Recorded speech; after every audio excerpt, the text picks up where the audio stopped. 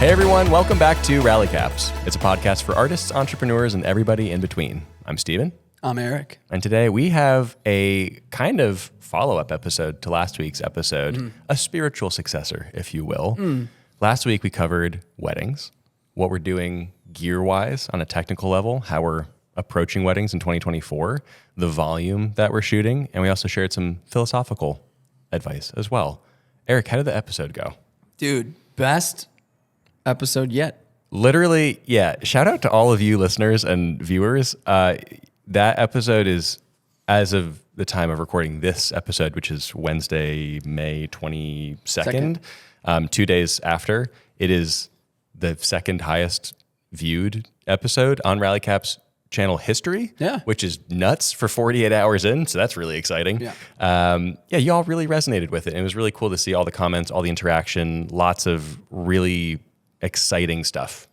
And we just really appreciate y'all for really latching onto that. So we thought this would be kind of a follow-up in the sense that we're not talking about weddings exclusively, but we are talking about something that is just as important as the day-to-day gear workflow and the mindset that goes into our creative work as photographers and filmmakers, and that is how to run a business as an artist. So the first part of this episode, we're going to really dive into a lot of the tools that we use to manage our businesses and make our lives a lot easier so that we can focus on the fun, creative stuff.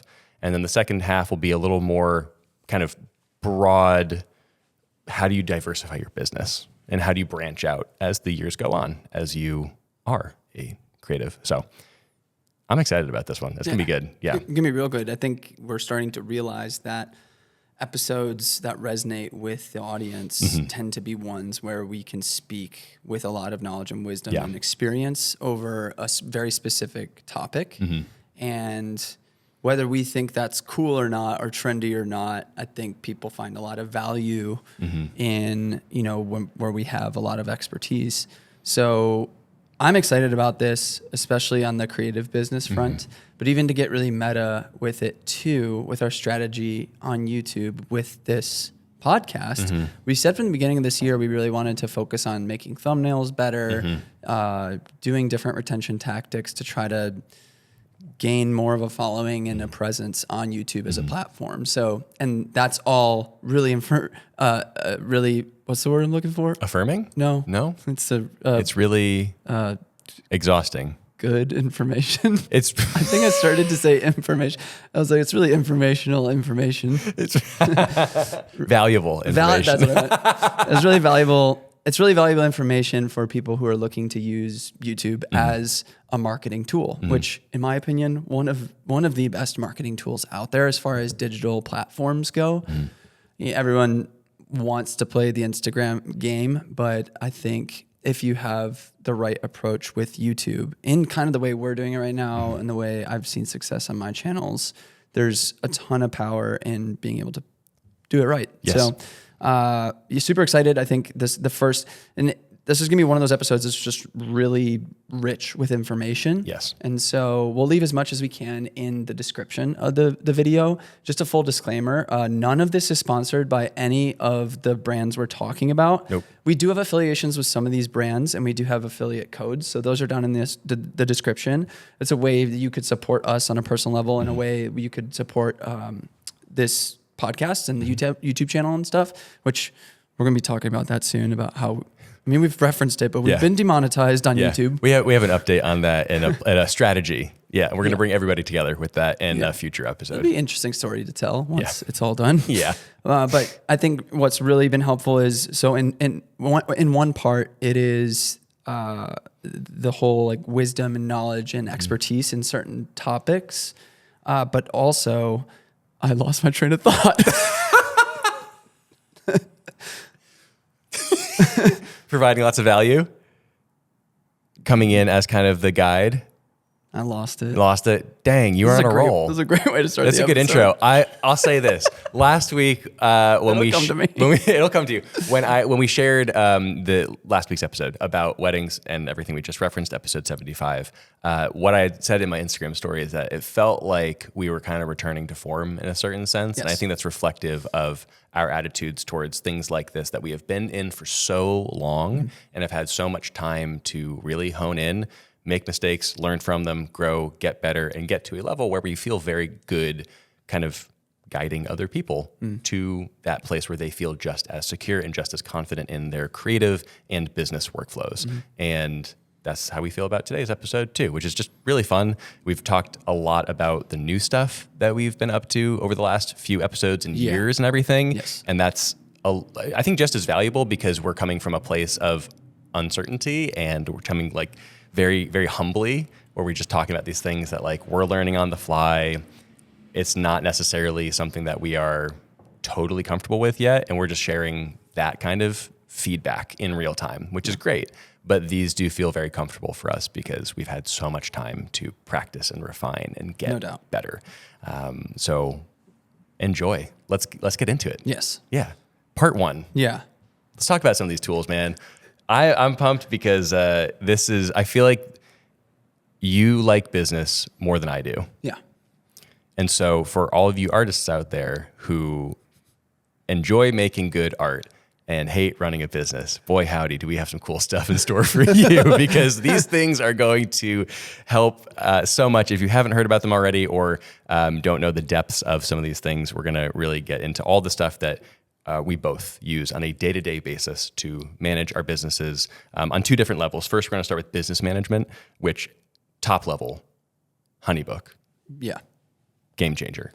Feels like, so it's a CRM, yes, client relationship manager, a place where you can schedule, contract, invoice, all the tools you need for, being able to make money and look official as a business. It's a communication tool. Your email can be integrated into it so you can communicate on your emails with your clients through that interface, but especially having that also be connected to your invoicing, to your contracts.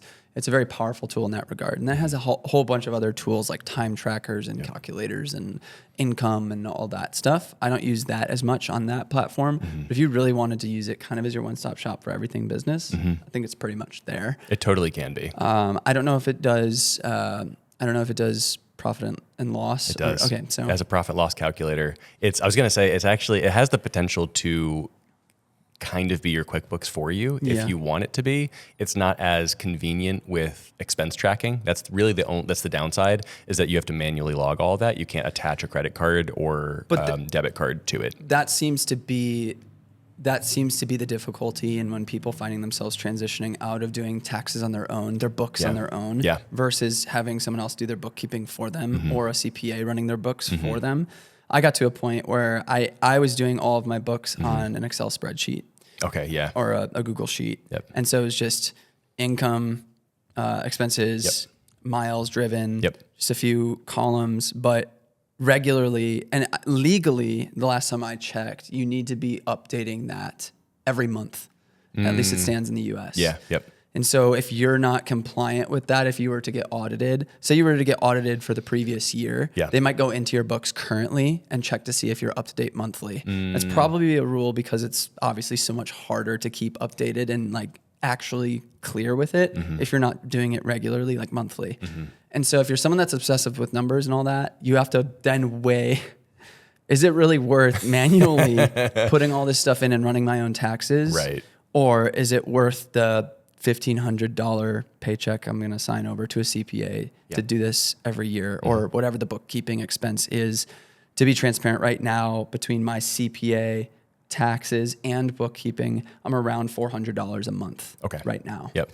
My business is definitely more diversified, bigger than a business just starting out, but that's a cost benefit you have to weigh early on. If you can't afford to spend $4,000 to $5,000 on a year for that service, you're probably going to need to do it yourself. Totally. And I think that's a totally viable option, much more affordable.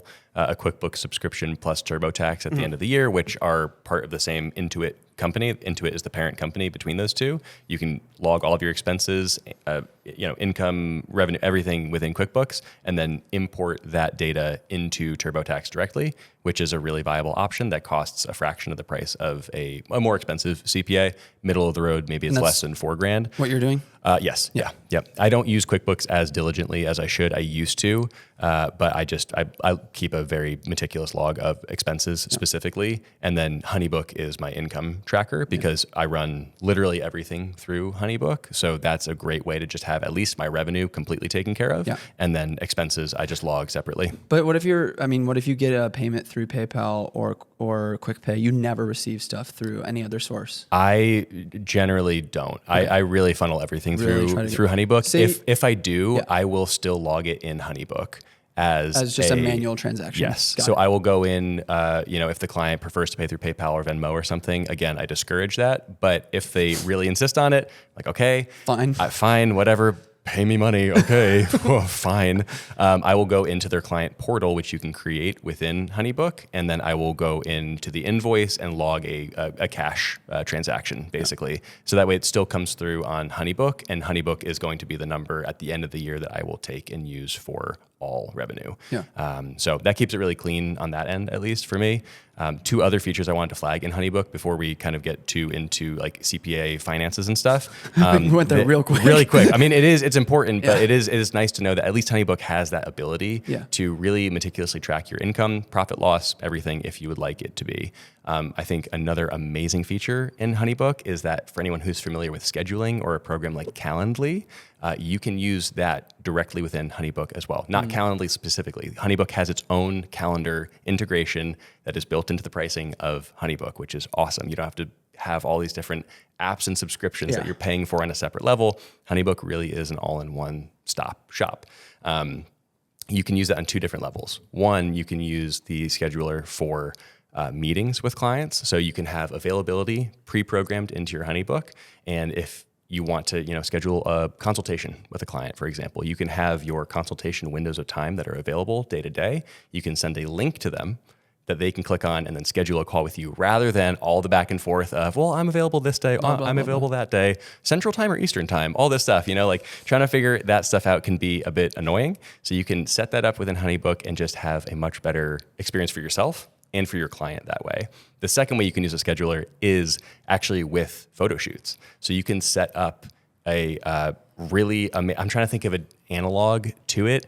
I can't right now, but basically you could, if you wanted to offer, a portrait session day, for example, you could set time slots up. You have payment integrated directly into that. And then you have a bunch of other, like follow-up emails that can be triggered after they sign up for it with, the address that you're supposed to meet at, requirements, outfit changes, et cetera, et cetera, et cetera. All these things that you can just communicate to a client in a much more efficient way than managing back and forth. Instead of 10 different people all reaching out to you and you having to keep those lines of communication clean, you can just offer on Instagram, hey, I'm offering these portrait sessions. You can book right here.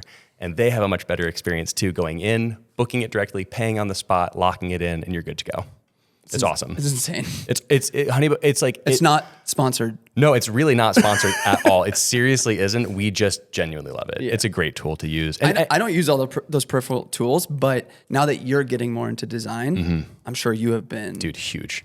That's been crazy for you with all the calls you've been doing. It has been extremely helpful for managing all of that. And there's even more ideas that I have had that I would like to either see added to HoneyBook, or trying to hack certain things that they currently offer to piecemeal different workflows that I have in mind that I think could be really effective for clients. One thing in particular is the review process for rough drafts, being able to, within HoneyBook, send a PDF that's, I guess, enabled for markup, basically. Yeah. In the same way, we actually have some video delivery software tools that we'll talk about in a little bit, in the same way where you can kind of scrub through and leave notes and things like that. I would love, it might exist, I don't think it does, but having a way to be able to deliver a file that's just graphic, not video, and for them to go through a PDF and add notes to it would be amazing. Yeah.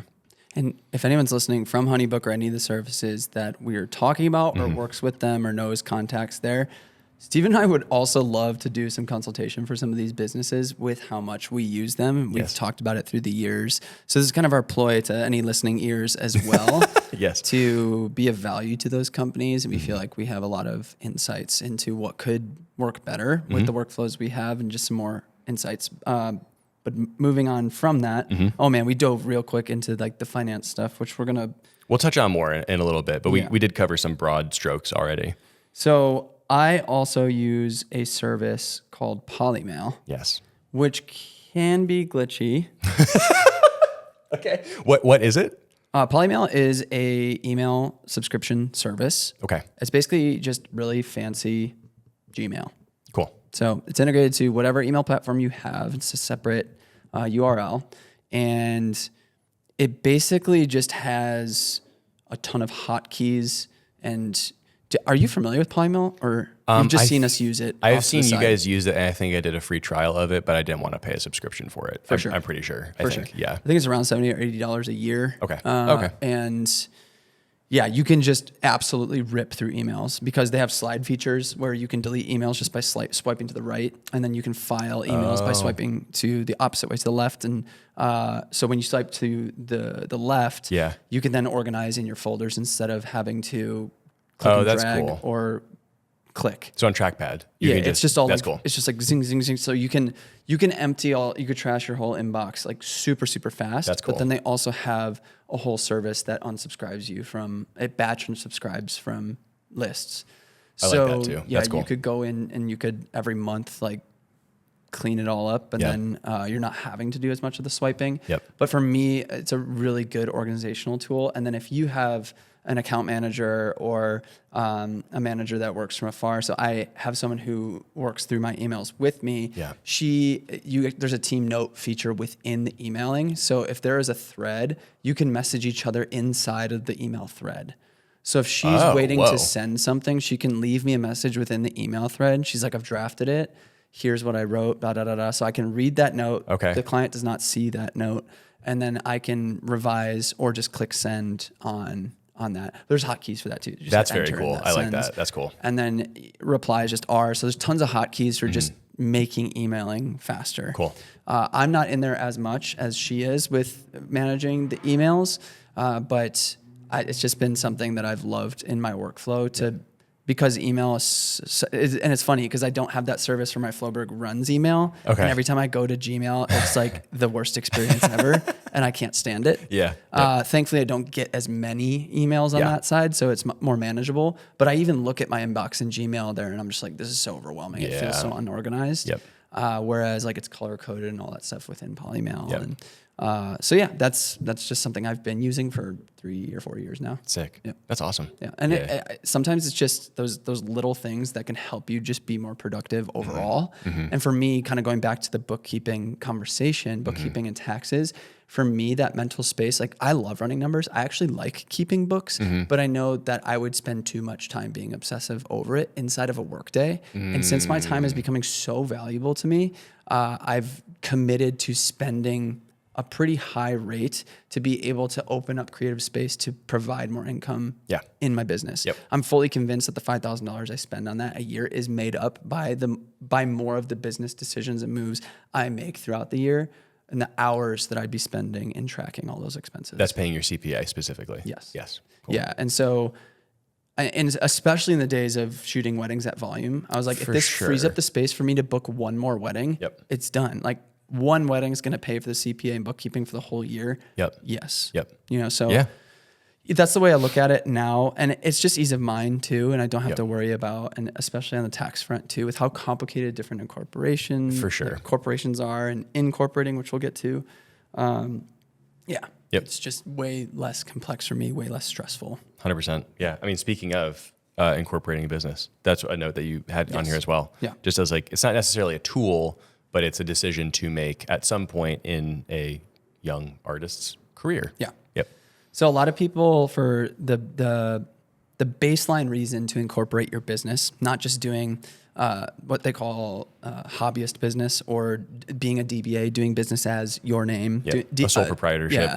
Eric Floberg, DBA. Yep. Instead, incorporating that entity to become a corporation, either an S Corp, an LLC, or a C Corp. None of us are really a C Corp. That's like a Walmart.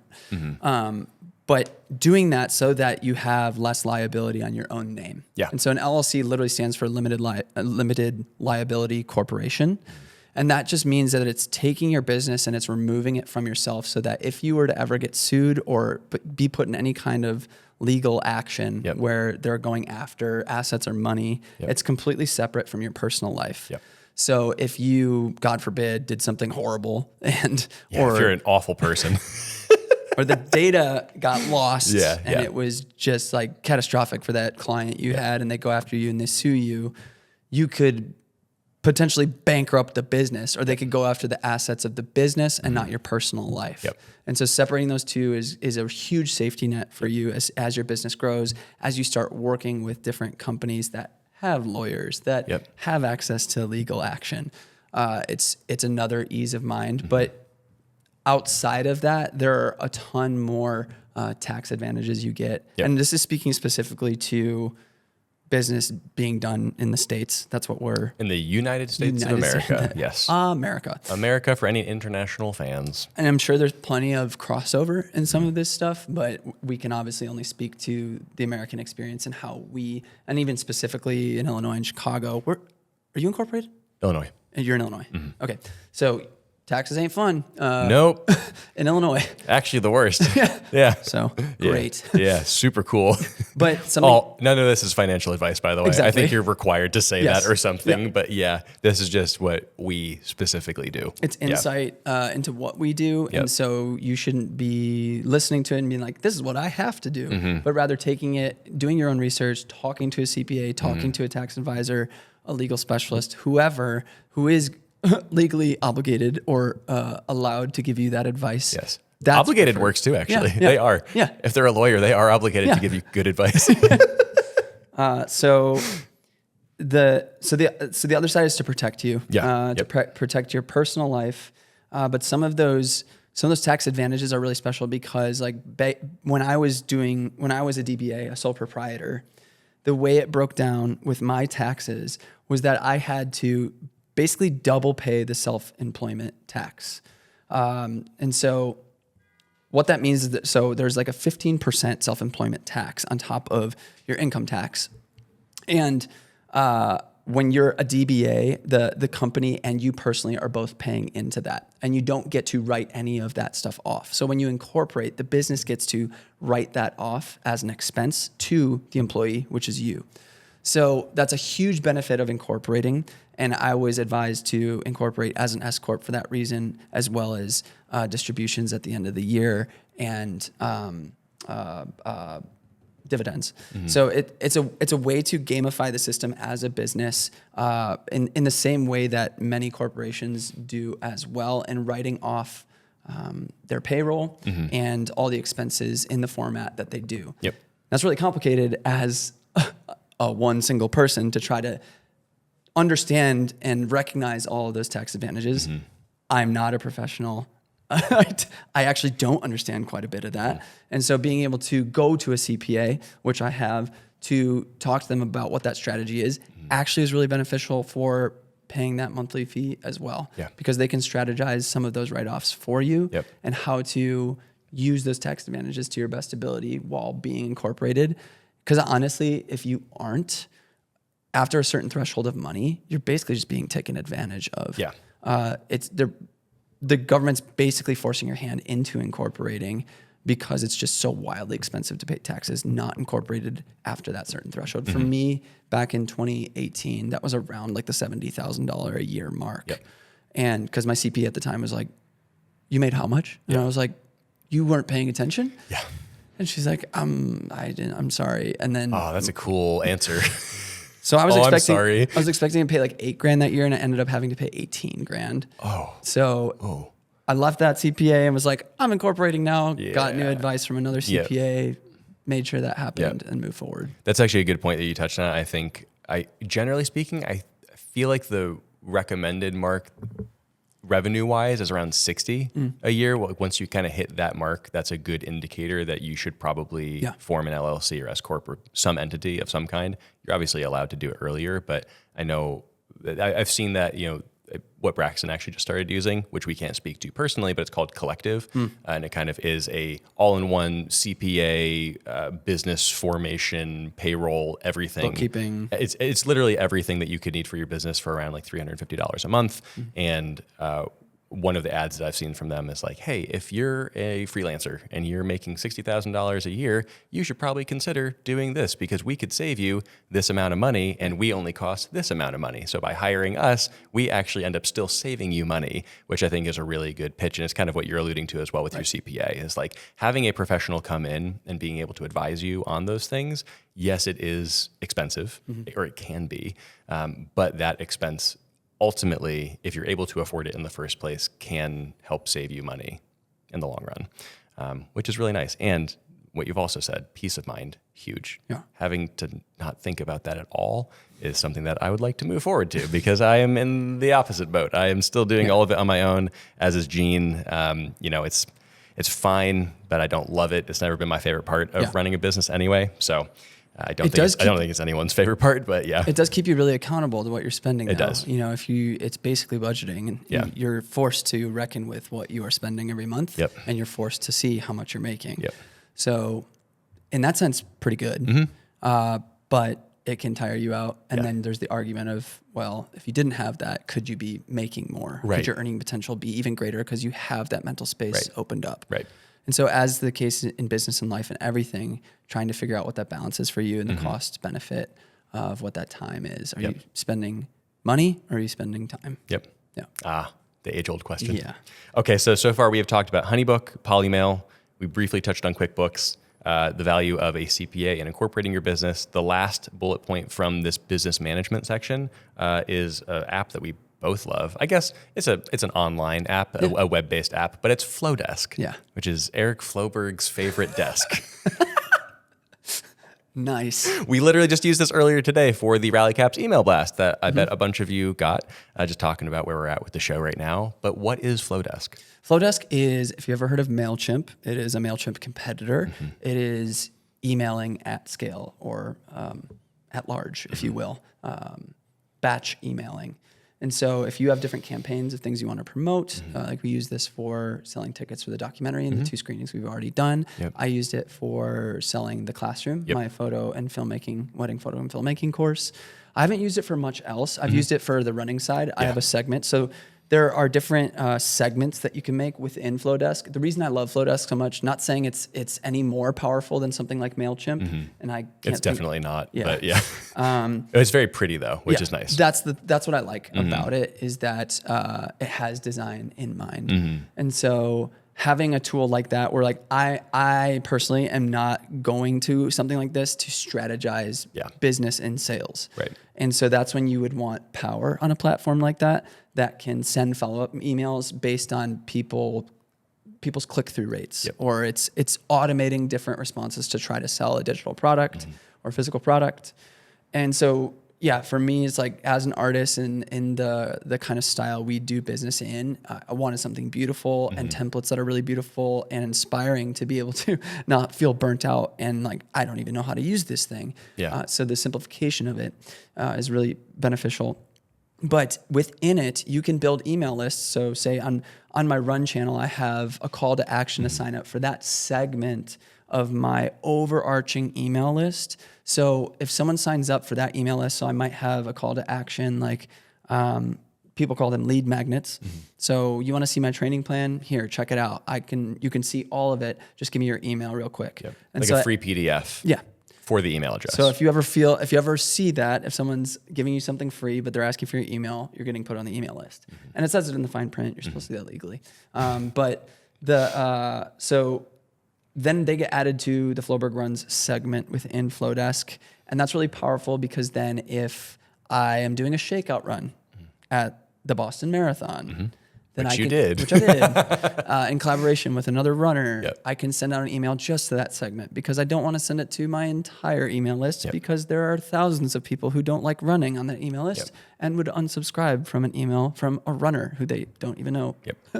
And so really powerful in that regard. Like the Rally Caps email we sent today, we excluded the moving still segment and we excluded the Floberg Run segment and sent it out to the rest of the email list, which are everybody associated with the contents of what this podcast is in the creative and entrepreneurial world. It's a really powerful, simple. I think of it as the Squarespace of email apps because while something like MailChimp is, I think, legitimately the number one most used mailing list platform in the world, and it's meant for enormous companies, like hundreds of thousands to millions of people on a list, it is also not as intuitive as something like Flodesk, where for creators like us, for younger, like much smaller businesses in the grand scheme of what business can scale to be, it's a really easy, affordable way to just access the people that you want to talk to and share stuff with. And it's simple. It's really nice to throw together an email in 20 minutes and just send it out and be like, that looks awesome. People really like that. It's intuitive, has the same kind of block structure that Squarespace has, which is also really nice. As I'm saying that, I'm almost wondering if Squarespace has acquired Flodesk or if it's like a sister company or something. Because I know Flodesk acquired Unfold a few years ago. And Flodesk or Squarespace? Squarespace did. Squarespace acquired Unfold. And Unfold and Flodesk, they all have the same kind of design language, but Flodesk is amazing. I think it's like, $29 a month or something like that. Yeah. So if you're in a position with your business, maybe a few years in, and you do need email lists, access capability, have a couple different segments or branches of your business that you want to access, but keep all of it in one place, Flodesk is amazing for that. It's really, really awesome. Sick. Okay, that's like all of the kind of more business-oriented stuff, email, finances, CRM, all of that good stuff. Now let's talk about the other component of that, which is media management and delivery. That's kind of what I titled this section. We talked about this, I think, 3 episodes ago. Adobe Creative Cloud, baby. We've been using that for years. Yeah. We love it. Wait. Can you tell them? Oh, I don't know if you could tell them the secret that you know about Creative I'm not going to tell them that secret. That's what I figured. I think people do. I think most people know that secret. Just look it up on Reddit. You can. Yeah, you'll definitely find it there. Creative Cloud, all apps bundle with cloud storage, all that good stuff. Regardless of how you feel about Adobe, it is definitely the backbone of the post-production for both of our businesses. Lightroom, Photoshop, Premiere Pro, I would say, are the 3 most used programs. Adobe Illustrator and Adobe Audition on my end are also very frequently used. Illustrator is open 24/7 on my laptop these days.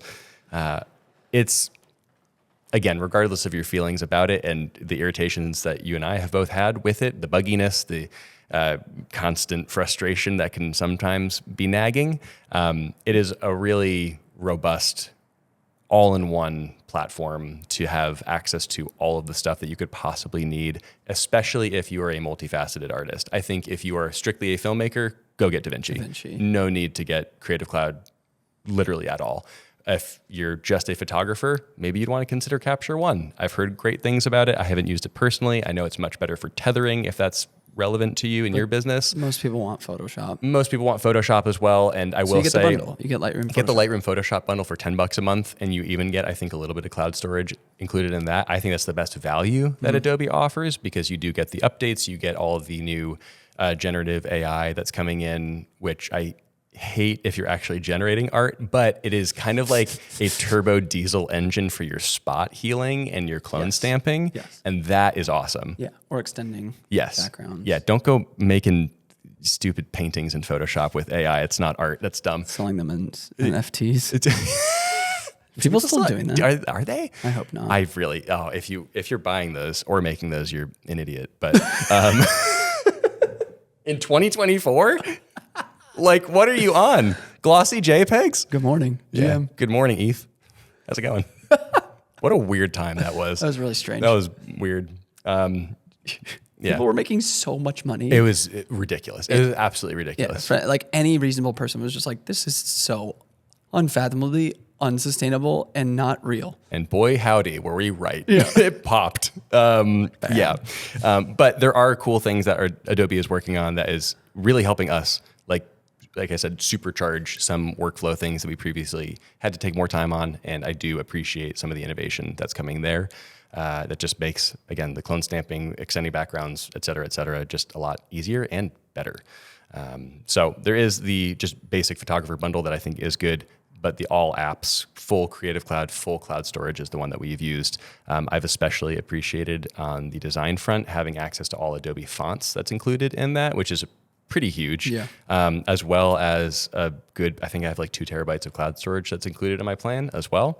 And that's also really nice for accessing project files on the go, any assets that I'm saving to the cloud. It's always just baked into whatever Adobe program that I'm opening up. And I really enjoy that as well. Just always having those accessible is really, really nice. It's a good way to organize everything as well. But that is, I would say, a pretty huge part of how we're even able to do the variety of things that we do. Yeah. Yeah, and where does Final Cut fit into all this? Gene? It feels like specifically in the filmmaking space, the 3 that are used most often are Final Cut, Premiere, and DaVinci. Yeah. Not in that order. No. It feels like Final Cut has really just taken the full back seat now. It does feel like it. I don't even know how much support Apple is providing for it at this point, but I do think DaVinci is just so good that it has leapt ahead. Yeah. And I mean, Premiere is still widely used within Hollywood in everything from YouTube up to Hollywood. Like it is a still very well regarded program, but it's got some limitations. I've seen tons of ads and other brands reaching out for sponsorship as NLEs, non-linear editors. Yeah. So basically competitors with these 3. Interesting. And I see people taking deals with some of these from time to time, and I'm just like, it'd be so hard to catch up to what these platforms do now. Yeah. Even with as buggy as Premiere is, Yep. still insanely powerful. Yep. And we've said it in previous episodes, it hasn't been that bad recently. One of the biggest complaints I have with it is the inconsistency of color. Yep.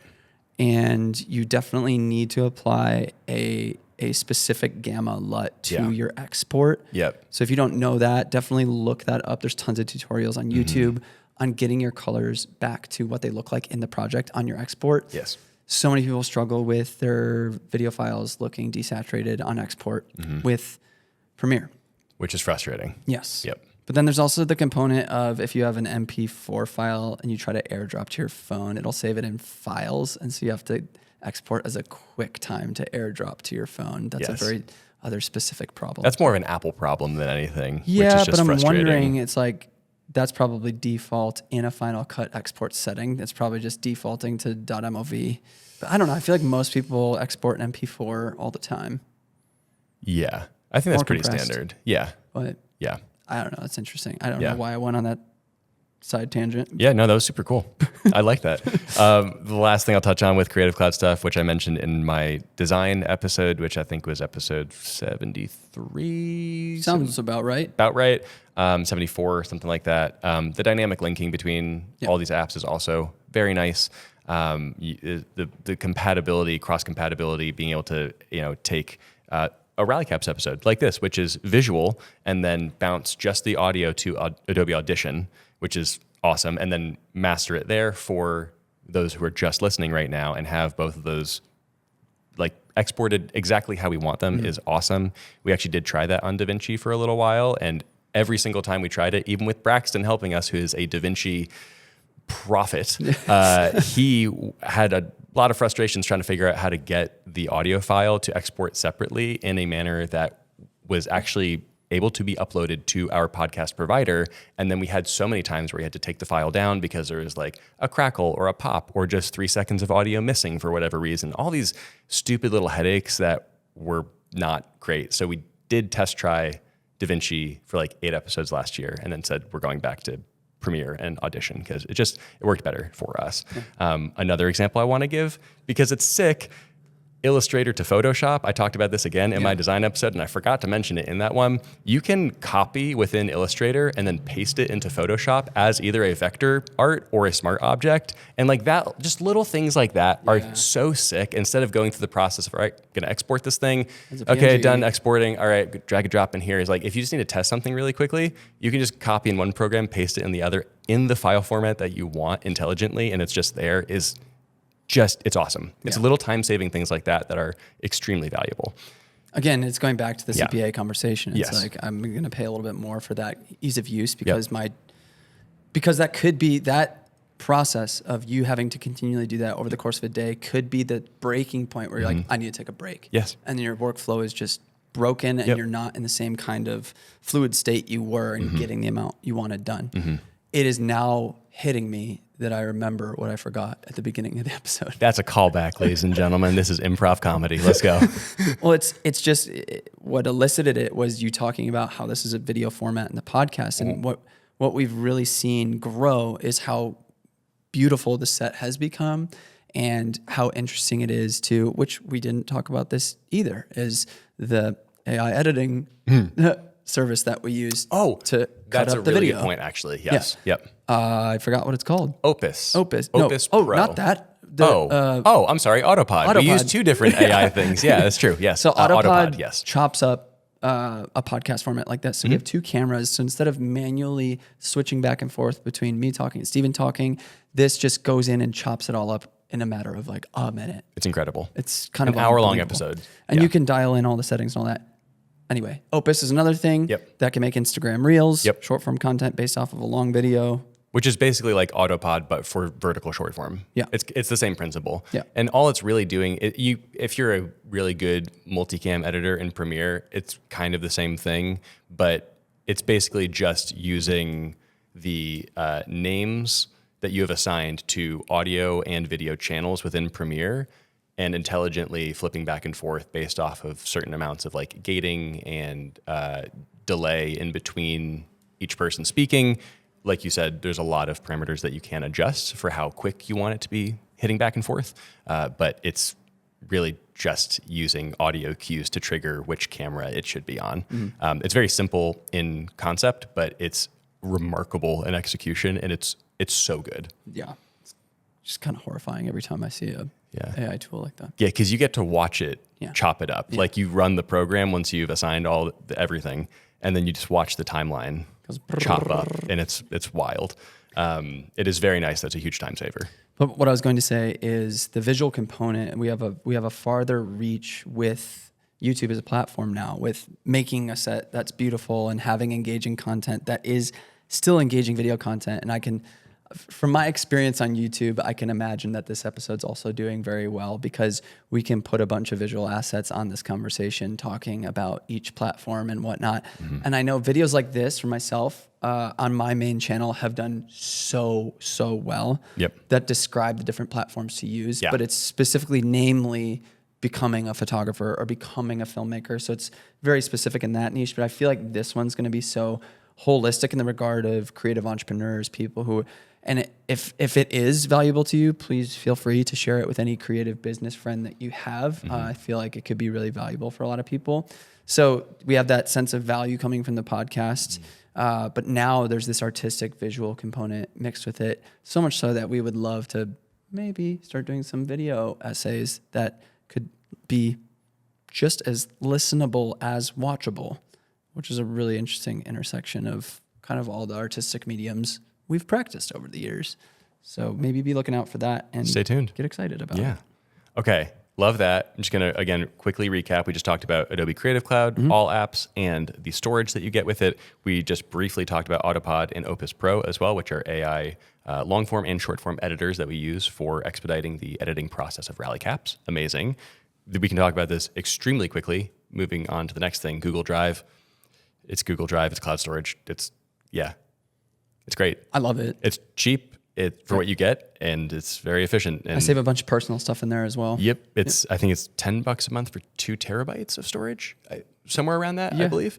So lots of storage for a relatively low entry price. And then I'm sure we both have larger than the base level iCloud storage as well, just talking about cloud storage in general. But I mean, Google Drive is really good for someone like me who I go and do a race, like a marathon race. Yeah. And people who are out on the course, all I have to do is just do a shareable drop link on Google Drive, and everyone can throw their iPhone mirrorless footage all in that folder. And then we can quickly download that and turn around that race video really fast. Huge. So for moments like that, it's really awesome. I think of moments like when we were filming in Sacramento for the doc. It could be something where you just send a link out to everybody. They're on their own personal computers. Everybody's uploading are getting all of their data locally Yep. and then saving it as a backup there and then uploading to Drive so it could be all in one localized place. Yes. That's really beneficial for, I think of people like John Parker Bach and our buddy Joey Pusateri who are out, doing the golf stuff, the PGA Tour. Yeah,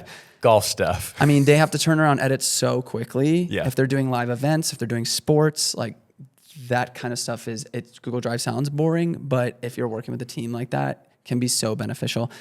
And I just love the interface so much more than Dropbox or WeTransfer. I feel like I'm always so confused with that interface. Mm-hmm. And then there's like different sign-in issues and people can't access it because they don't have an account, blah, blah, blah. Yeah. But Google Drive is just like pretty much everybody has a Gmail account. And even if they don't, they can still drop it in there like no problem. Yep. So that's why I love it. No, same. Plus I do all of my scripting, all of my storyboarding through Google Docs. Oh, cool. Okay. Yeah. That's a good use for it. Another really good use case for filmmaking, Shotdeck. Yes. Oh, yeah. We didn't mention visual inspiration from Shotdeck. And then also Frameset is one I've been using as well. Potentially doing partnership with them this year. Is Frameset like Shotdeck? Yes. Shotdeck is more the cinematic world, movies. So it's stills from movies where you can get inspiration. You can put it into your script, into your storyboard to get visual inspiration for what you want to shoot. So insanely valuable for putting a visual on a concept you have in your head. Yep. And you can kind of work off of that visual and then make it your own. Yep. But Frameset is much more of the commercial world as well. So it's not just movies. Okay. It's a lot of ads as well and TV. Yep. And so to me, that's cool. I used it on my last video and it felt like a much more, because a lot of Shotdeck is like really vibey cinematic stuff. Yes. Whereas Frameset's like a much more diverse approach to cinematography. Cool. So a lot more high key stuff, a lot more commercial things that aren't just like shadow side moody all the time. Cool. Which is really cool. But I love using Google Docs because I can write out my script. I write my entire script in a Google Doc, and then I start pulling stills from Frameset or Shotdeck and dropping them into a Google Doc. Yep. And then I share them with Cyrus, and he can collaborate on it as well. So having a cloud sort of script, as well as like functionally, we just incorporated Creative Club, our studio. Yeah, we did. And now I'm running the books on that, and we don't need a bookkeeper because we're not doing that many transactions. Nope. So we lose money. Every week or every other week, I can go in and update the book through a Google Sheet. Yep. And we track all of Cyrus's sick days and all those days on a Google Sheet. And the documentary book is on a Google Sheet. So basically we're saying Google Drive at all. It's the best. Everything within Google really, I think, plays kind of a part within our business somewhere. I do want to piggyback off of what you just said about scripting and storyboarding and everything, because I do the same thing, but within Notion, which I also had not added to this list before we started recording, but it's great. It's nice and fluid. Notion is like a core part of a lot of my business, but because I haven't been making as many YouTube videos lately, I haven't been dipping into it as much. It is primarily what I use to just organize my YouTube life. Yeah. Notion's amazing. I do want to give a shout out to our friend Edward Lee. He has a lot of really good tips, tricks, and templates actually available just for free that he has on his Instagram page that you can noodle around there and find that. But Edward's amazing. Just go follow him and go look at all of his templates and all of his advice there. You got to meet him in real life. Yeah, it was great. Finally, it was so fun. Me, Gene, and Braxton got to finally see him IRL in Seattle 3 months ago. I think it was really fun. He's just such a sweetheart and extremely talented. You should also go listen to his podcast, Mid Convo. He and Paul are just crushing it together. They're awesome. Good friends of the show. We got to get him on Rally at some point this year. But yeah, Notion's great. You talked about Shotdeck and Frameset. While we're talking about visual things as well and kind of storyboarding and stuff, develop. Milanote. What? Oh, the sponsor of the episode. Finally, thank you. We got there. Okay, awesome. I just want to last one. Oh, we do technically use Milanote. Milanote That's true. That's is true. Another one that's basically just the Google Doc thing that I said, but way more. Way better. It's kind of like it is made for storyboarding. Yeah. Which we did use for the documentary. Yeah. Yeah. The bones of moving still started in Milanote. That. Yeah. And it's nice because you can kind of build out these tiles of text and images and all these things, and you can drag arrows between them. And for creative brains that kind of start to get a little bit scattered and see things in abstract shapes and not necessarily just linear 1, 2, 3, 4, 5, 6. Yeah. For us, I think in particular, it was really fun to have these tiles that we could drag around and loop these arrows everywhere. And we're like, oh, what if this thing went to that and this to that and that. It's almost like a whiteboard digitally. Which is really nice. And I think we both really resonate with that kind of style of just getting thoughts onto paper. So I thought you were saying Milanote as a joke. We actually do use it quite a bit. Develop was the thing I was going to say, just on a visual level. You have your presets through Milanote, through develop. One vowel. Only one vowel. Yes, true. DVLOP. Yeah, they hate E's over at Develop. No, Develop's amazing. They work with some of the best photographers and artists ever. Their whole deal is just... That's so kind of you to say. It's true. It's true. I was thinking of Narav specifically. I'm not going to lie. No doubt. He's goated. You can go more in depth because you actually work with them on a personal level, but they're amazing. I think the thing that most people will get the most value out of with Develop is the color profile that they built, which is their dual illuminant profile. It's the Develop X color profile in Lightroom. When you're editing your photos, it's where you see that little Adobe color little thing up in the top right corner of the Develop module. You switch that with their Develop X module profile, and that more or less gives you this superpower to match colors across multiple different camera brands, which is actually really helpful off of the wedding that Gene and I and Braxton just shot in Kentucky, because we had 3 different camera brands. We had Fuji, we had Canon, we had Sony, and using the Develop X profile as the kind of standard base color-wise between those 3 cameras allows us to then apply color presets on top of that and get close results to one another rather than the wonky different color spaces and all the different Canon versus Sony versus Fuji, all the differences or that even come same there. Camera brand. But different years. Different years. Yeah, that's true too. Generations. Yeah. Because the 5D3 to the 5D4 was a massive jump in sensor information and color and contrast and all that stuff. So incredibly powerful in that sense to be able to, it's very similar to, I feel very confident to shoot a whole project in Canon C70 log 2 and FX3 S log 3. And then we just use Gamet's Rec 709 for each, gets it to baseline, and then put my creative light over both. And like someone recently in my last YouTube video was like, this looks like Sony. I'm like, it's not. It's not.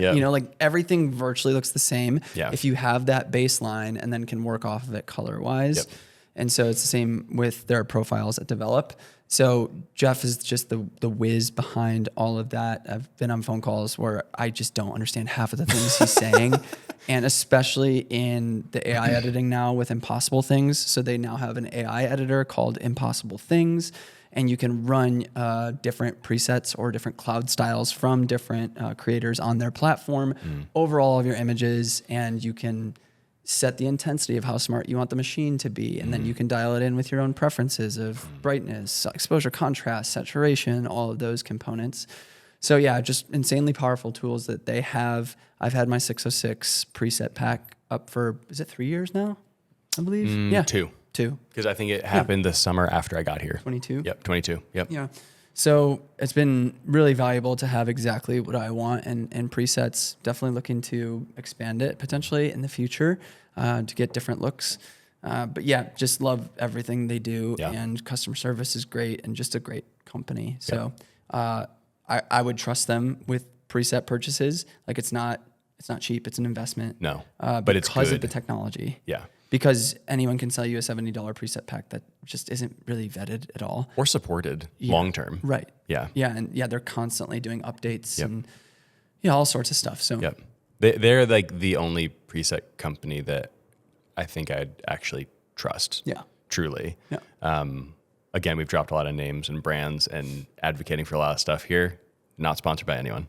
Truly. We have personal ties to some of these places, investments, as far as like your presets being available or, things like that. But no one is sponsoring this episode. This is all coming straight from the heart. And it truly has like made our lives easier and our work better. Well, the interesting thing about Develop is that I wanted to sell presets for a long time, but I wanted a creative partner that was the brains behind the operation, because I wouldn't trust myself to build something without proprietary tech that allowed me to do it in a way where someone smarter than me or more capable on the back end of photography skills could appreciate it and feel like they got their money's worth, and not just like, why did you build it that way? Where I might get the result I want, but it's my really weird artistic, like not technical brain constructing that thing. So to have both in the outcome that I want artistically, but the brains, the operation behind it, was the only way I was willing to do that. And that's the same for Gamut, where I sell my LUT collection as well. Kaylin is a mastermind in color grading and getting all of the Rec 709 base LUTs that they have from every camera brand to look virtually exactly the same before any of their creative LUTs. The testing that Kaylin does is absurd. It's like It's funny to watch the BTS of like the color checker and just it's crazy meticulous nature of all of it. They just, I mean, and the result speaks for itself. They have incredible. Sweat and poured so much time and effort into that, Develop and Gamut respectively, and it shows. You know, there's a reason why the end result is so bulletproof, and we love using it so much. It's because it's consistent, it works well, it does exactly what we want it to do every single time. There's no weird, tweaking, or why is it artifacting in that corner? That's kind of weird, or whatever it is. Like, I think we've both experienced, and many other photographers and filmmakers have experienced, buying that kind of fairly inexpensive LUT pack or preset pack, and you're like, oh, this looks like garbage on my images, even though it looked pretty good on yours on the website. Right. That's the worst feeling. And happy to report we don't feel that way at all about Develop or Gamut. It's exciting. Rather the opposite. It is. Like you're like, oh my God. You're seeing the preview log image all grayed out on the back of your camera. You're like, I can't wait to color this later. I can't wait to see that later. And that's great. But since this is not sponsored by those entities, what are some other platforms that you really like? Get bored and make stuff. Okay, we'll get to that. No, But wait, in what way? Photo presets and LUTs that you also enjoy using. I do also really enjoy Phantom LUTs by Joel. I haven't said his name out loud before. Joel Mauro? Good try. By Joel. Phantom LUTs. By Joel. If you just search Phantom LUTs in Google, it will be the first thing that pops up. Those are excellent. I really, really love the way color looks. He, I believe, owns personally in Alexa Mini.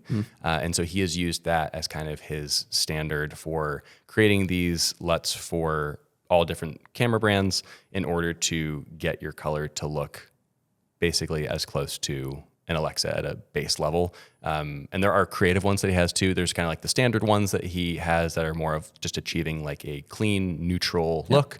And then there are the more stylistic ones. And those are two separate packs on his website. I love all of them. They're just really fun to use. I do use kind of like, I think it's the Vision, for Canon at least, the Vision C-Log 2 or C-Log 3.1 the most. But they're just really nice to have. And then I think it's called Clean, quote unquote clean, for like that standard. If you just want like a nice, pretty Alexa look, great, you can do that too. But they're amazing, especially for the price. They're a one-click too, so you can apply from log to Rec 709 to colored all in one click. So there's not like that two in the, at least for us Premiere users, when you're in like the general tab and then like the creative tab, having to apply to 709 and then adding the creative LUT on top of that. And I really like that for my workflow too, because I just can count on that LUT looking so good that I don't really feel the need to have the flexibility to tweak how much of the creative look is applied. I just one click and go. It's great. And then I also like the archetype process presets as well, because those are actually profiles and they are meant to be realistic filmic emulations of your classic Portra film stocks. That's the pack that I have. They have some different like pushed, pulled variations of them as well. I really love them for my digital work. I think they look amazing. And when you're using profiles to color grade your images in Lightroom rather than a preset, you do get a little more access to different color data that you can't get within, HSL and the camera calibration within Lightroom. So I really like both of those as well. Yeah. Nice. Let's blast through these last few real quick, because I have a feeling this episode is actually going to be a two-parter. It's very long. It was going to be a two-parter within one episode, but now it's going to be a two-parter within two episodes, I think. Pick time. Yeah. Delivering photos to clients. Yeah. Pick time is the best. Yeah. There's not much more you need to say. No, pick time is just the best. You have Pixieset as a competitor, Yep. which they're a CRM now as well. I believe they are. They're kind of like an all-in-one thing, but Yeah. but PickTime and Honeybook, funny enough, actually have a little bit of a Crossover. now, so you can integrate PickTime galleries into Honeybook client portals, which is cool. PickTime's really powerful because of the products that you can sell through your photo galleries you send to clients. You can make slideshows, which are really emotionally impactful at the top of galleries. Yep. But it's really their integrated emailing. You know, if you turn on enter email before entering gallery, you'll build an email list within PickTime, and then you can sell to that email list at holidays and all sorts of different events throughout the year. And all of that stuff is automated. So you just have to like click a few buttons, and then it's just going to send emails out to those email lists with personal messages that you kind of construct yourself, or you can just do the standard one. And then it literally just makes sales for you around the holidays or around Mother's Day or around Father's Day. Or Those things are golden. yeah, it's honestly. pretty wild. They're awesome. And they have like a gallery expiration one. Hey, this is going to go offline in a week. Would you like to order your last prints before you can't view it anymore?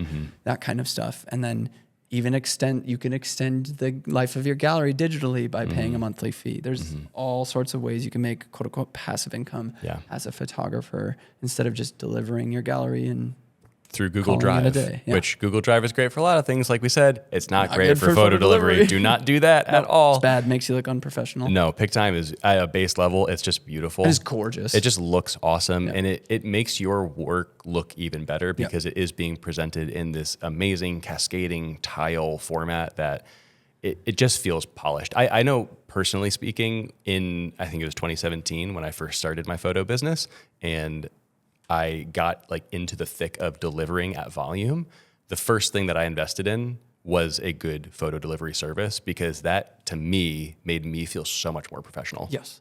It just no brainer. Just get it. But you can sell to potential clients so much easier. Yeah. Because if they ever ask, can I see a full gallery? Boom. Yeah. Here's 3 links. All of them look gorgeous. Yep. And this is what your shop will look like for prints and all that. And the way I pitch it, at least, I'm like, you don't have to order prints through me. But they look at it and they're like, I think I want to order prints through them because these are insane. Here's a 30% off coupon for the next 2 weeks. Just it's stuff like that. Like it. And the prints are really good too. Like it's gonna be so much better than a CVS or Walmart that you're going to as well. They're gonna love it. It's a wedding day. You know, there are so many ways that we can get into it, but PickTime is just our absolute preferred way to deliver photos to clients. Next, I'm going to kind of roll all 3 of these into the same thing: Vimeo, Vidflow, and Frame.io. Yeah. All video-based delivery, similar to PickTime, just on the video side of things. Yeah. Yep. I deliver through Vimeo, always have. Yep. But that's pretty much the Google Drive equivalent. It kind of is, yeah. It's fine. Like it'll look okay on delivery. If you really are delivering at volume, you have a lot of video clients. Something like Vidflow is essentially the PickTime equivalent. It's the most beautiful from what I know, as far as just presenting the film or project to your client.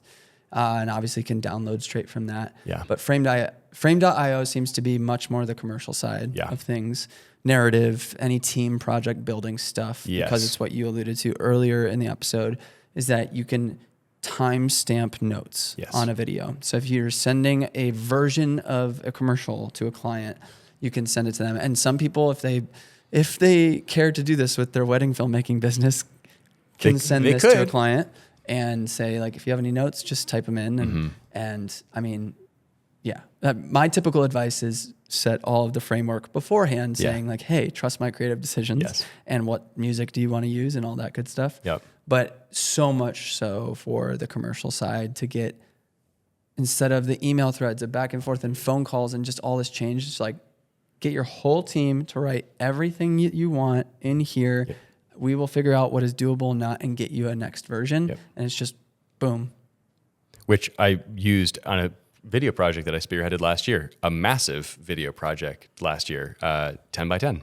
That whole thing, Frame.io, is how we delivered and got feedback on all of that. And it was invaluable.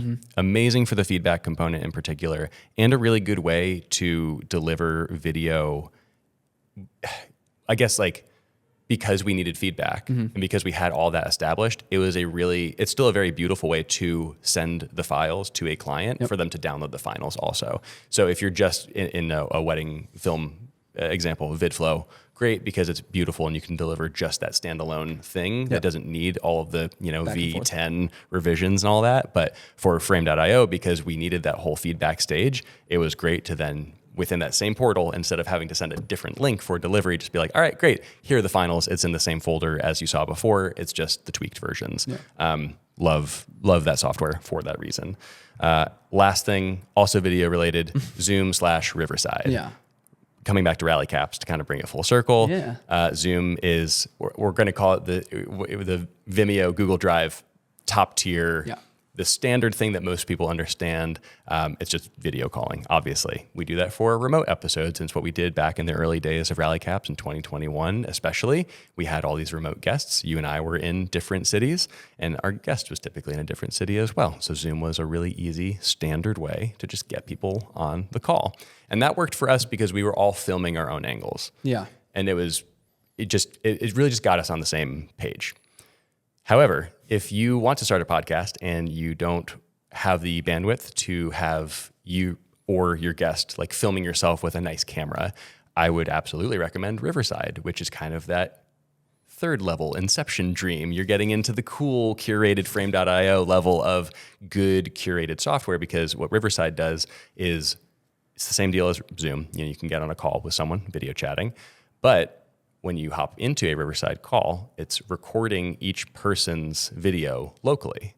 What that means for you, practically speaking, is that you're, one, getting much higher quality resolution, and two, any lag, which is inevitable in any kind of video setting online, any hiccups in the recording is not baked into the recording. What you're seeing in the call as you're talking is going to be just what you see in the call as you're talking.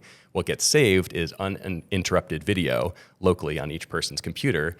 Once you finish the recording, it finishes downloading to each person's computer. You can then download both persons' angles. There's no interruption, no lag, no weird audio or video, and then you can stitch everything together, and it's amazing. Mm-hmm. Really lovely. And people are using a nice camera on their interface. Yep. It's recording through that camera and their audio as well. Mm-hmm. So if it's just baked into the computer, that's what it is. So there's no separate recording of anything. Mm-hmm. Now that's obviously if, people are smarter than I am and know how to set up their camera to their computer. They have a podcast set up because they're on podcasts a lot. Yep. That's great and amazing.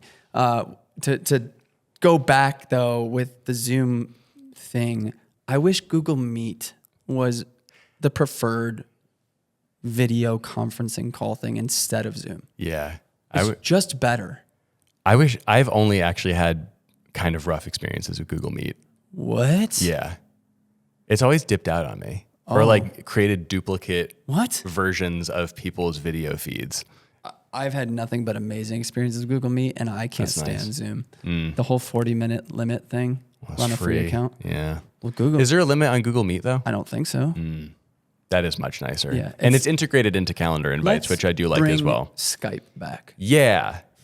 And while we're at it, talk about Zune. What? The music device, Zune. What is that? It's like an iPod competitor. Oh, yeah. Yeah. Oh, my God. Get some Rhapsody going. Dude. LimeWire, some My Chemical Romance to that bad boy. Let's go. Dude. Dang. Some deep cuts. We're living life. Media player visuals. The color thing. Yeah. Man, we're really visual, aging ourselves right now. Yes. Millennials. Yeah. Okay. Great episode. Great episode. I'm going to quickly recap. I know it's a long one. I want to just recap everything we just talked about because that was a lot. It went longer than even we thought. We said at the beginning of this episode that it was going to be a two-parter. We would talk about the tools first and then how we can diversify second.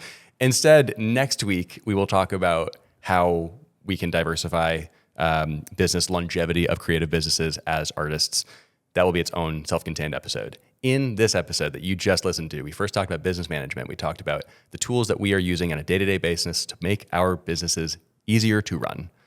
Those things included Honeybook, Polymail, Quickbooks, having a CPA, incorporating your business, and Flodesk. Business management. Awesome. All these things will be linked below, by the way. In media management and delivery, creative tools, we had Adobe Creative Cloud, we had Autopod, Opus Pro, Google Drive, Notion, Shotdeck, Frameset, Milanote, Develop, Gamut, PickTime, Vimeo, Vidflow, Frame.io, and Zoom/Riverside. A lot of stuff. Second one was a lot longer. A lot longer than the first one. Tons of stuff. as you can see, we've kind of dabbled with a lot of different tools over the years. And it shows right now because we do a lot of different things, a lot of different mediums that require different tools. And that is everything that we just chatted about in today's episode. If you need to, go back, scrub through, listen closely, listen carefully, because we kind of wove in and out of some of these things as we went along. But that's everything that we use on a day-to-day basis, tech-wise. And we discussed this before this episode that we are interested in soft launching some consultation. Mm-hmm. So if you are at all interested in chatting with us about growing your business or having any kind of creative help, whether it be the very creative side of your business on an artistic front, or the creative side of growing your business, how to market it, how to use any of these tools or strategies, and you feel like we could benefit you in that process, go ahead and head to Steven's website, which is going to be linked in the description, and you can fill out in the contact form that you're interested in some consultation with Steven and I, and we can just have a conversation about what that looks like. There's probably gonna be more of a formal announcement of that later, but we just kind of want to soft launch that and see if anybody is interested in a conversation regarding that consultation. Yeah. So please feel free to reach out. We just gave out a lot of our best tips and tricks. So, hey, if you want to get to the really good stuff, the serious gems beneath all that, the uncut gems, if you will. Oh, Adam Sandler. Adam Sandler, baby. Wow. Please hit us up. We would love to chat with you. And could be Instagram DM too. Yeah. If it's not clear, this is something that we really do love. Yeah. And as we've always said in the intro of the show, this is for artists, entrepreneurs, everybody that falls within that spectrum. And we would love to come alongside you in your business, whoever you might be, and offer our 2 cents to hopefully make you some more sense. Whoa. Trademark that right now. TM. It's ours now. Perfect. That's all you need to do. Hey, if you did enjoy this episode, you stuck around to the end, please consider giving the show a rating on Spotify or Apple Podcasts. If you're watching this on YouTube right now, hey, how you doing? If you could subscribe to the channel, and leave a comment down below. What should this week's comment be that they leave in the bottom? I love business. I love biz-ness. Playing off of last week's episode again. I love it. And I love you. Love you all. Thank you for being here. We appreciate you guys. It's so hot in this room. We need to go cool off. We'll see you next week. Love y'all.